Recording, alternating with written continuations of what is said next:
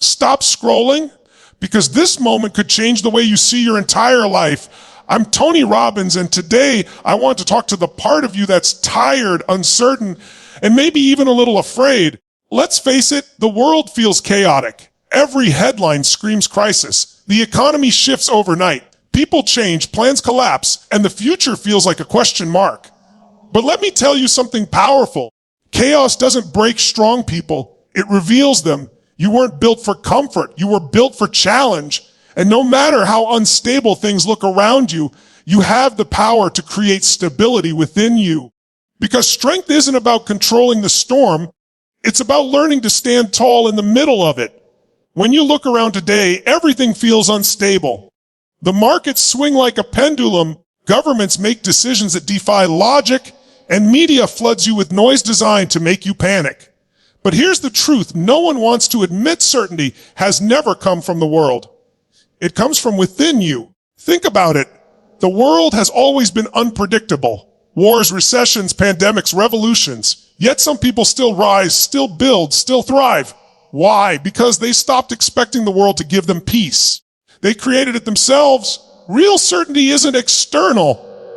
It's internal. It's a decision, not a condition. You choose how you respond when the world shakes. You choose what meaning you give chaos. You decide whether uncertainty becomes a reason to hide or a reason to grow. That's where mental strength begins, not by controlling the storm, but by controlling your reaction to it. You can't manage the weather, but you can decide whether to build shelter or surrender to the rain. And that's what separates people who lead from those who follow. Leaders build their peace from the inside out. They stop chasing safety in systems that were never built to protect them and start building resilience from their own beliefs. Because if you don't build your peace, someone else will sell you theirs. Now, let's talk about control. One of the most misunderstood words in modern life. People are obsessed with control. They want to control outcomes, people, opinions, the future, everything. But that's not power. That's panic disguised as productivity. Here's what's real. Most of what happens in your life is outside your control. The weather, the economy, how people treat you, all beyond your reach. And yet, people waste endless energy trying to fix the unfixable, chasing an illusion that only leaves them drained. You want real power. Start focusing on what's within your grasp. Your thoughts, your attitude, your actions. That's it. The rest, let it go. Because the more energy you spend trying to control what you can't, the less energy you have to transform what you can. The irony is brutal. The tighter you grip things beyond your control, the faster they slip away. Anxiety thrives on the illusion of control. Freedom begins when you surrender it. The most grounded, powerful people in chaotic times aren't the ones who try to manage everything. They're the ones who master themselves. They act with clarity, not panic. They adapt without losing identity. And that's the quiet truth no one teaches. Your life won't change when the world calms down. It'll change when you do. Control what's yours. Release what's not.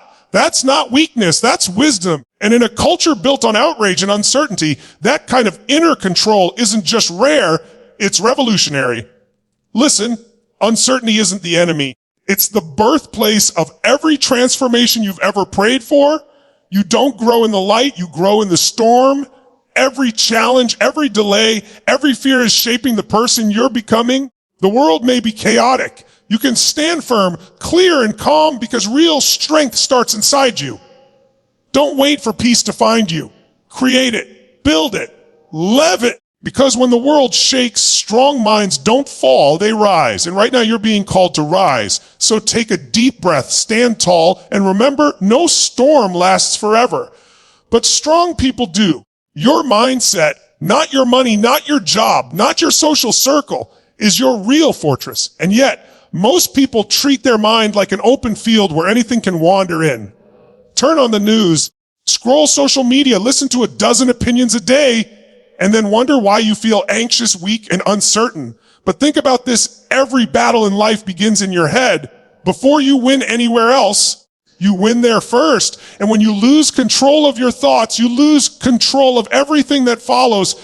You start believing fear over facts, emotions over evidence, and suddenly you're reacting to life instead of directing it. Strong people don't ignore chaos. They prepare for it. They reinforce their mindset like walls around a castle.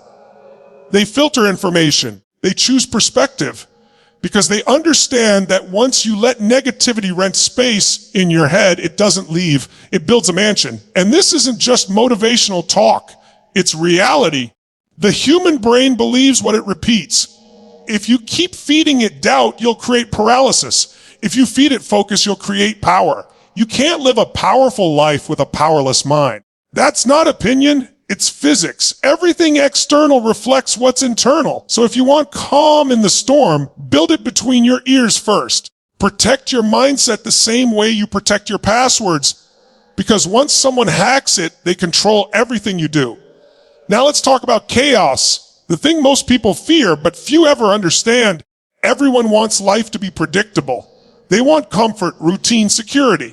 But here's the paradox. It's only in chaos that clarity shows up. When everything falls apart, you start to see what actually matters. You find out which values were real, which goals were fake, which people were loyal. You learn the hard truth that stability often hides weakness, and chaos exposes truth. That's why people who grow the most are often the ones who've lost the most. Because when the noise fades and distractions die, you finally hear what's essential. Maybe that failed job wasn't failure. Maybe it was redirection. Maybe that broken relationship wasn't punishment. Maybe it was protection. Chaos isn't your enemy. It's the world's way of shaking loose what no longer serves you. And when you stop running from it, you start reading it. The lesson is simple but powerful. Don't curse the storm, study it.